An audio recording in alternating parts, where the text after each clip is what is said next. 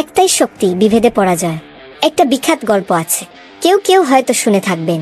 গল্পটা 4টি গরুকে নিয়ে, 3টি কালো, একটি সাদা। তারা একটা সাপোতসংকুল এলাকায় বাস করতে, জন্য নিরাপত্তার খাতিরে তারা একসাথে থাকত এবং একে অপরের প্রতি সতর্ক দৃষ্টি রাখত, যার ফলে তারা টিকে ছিল। একদিন কালো 3জন একত্র হলো এবং বলল, এই সাদা গরুটার জন্য আমরা ধরা পড়ে যাব। আমরা কালো বলে রাতের বেলা শত্রু আমাদের দেখতে পায় না, কিন্তু তাকে দেখতে পাই। চল ওই গরুটাকে আমরা পরিত্যাগ করি, তারপর আমরা 3জন একসাথে থাকবো। এমন কথা তেমন কাজ। সেদিন থেকেই কালো গরুগুলো সাদাটাকে বয়কট করল। 3জন এক পাশে থাকতো আর বেচারা সাদা গরু আরেক পাশে।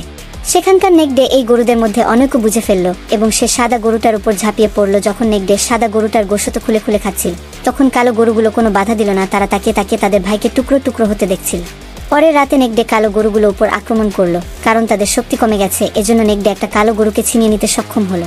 পরের রাতে নেকড়ের জন্য কাজটা আরো সহজ হয়ে গেল, কারণ গরু আছেই মাত্র 2টো। নেকড়ে খুব সহজে আরেকটা গরু খেয়ে নিল।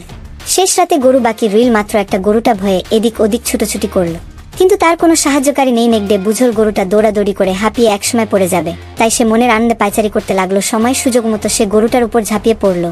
জীবনের শেষ মুহূর্তে এসে গরুটা একটা কথা বলেছিল, খুবই শিক্ষণীয় কথা। সে বলেছিল, আমি তো সেদিনই খাদ্য হয়েছি যেদিন সাদা গরুটাকে খাওয়া হয়েছে। অর্থাৎ গরুটা বুঝতে পেরেছিল, যেদিন সে সাদা গরুটাকে সাহায্য করেনি, সেদিনই সে নিজের মৃত্যুর চুক্তিতে স্বাক্ষর করেছে। মূল কথা, একতায় শক্তি, একতায় বল, বিভেদে পরাজয় হয় চিরকাল।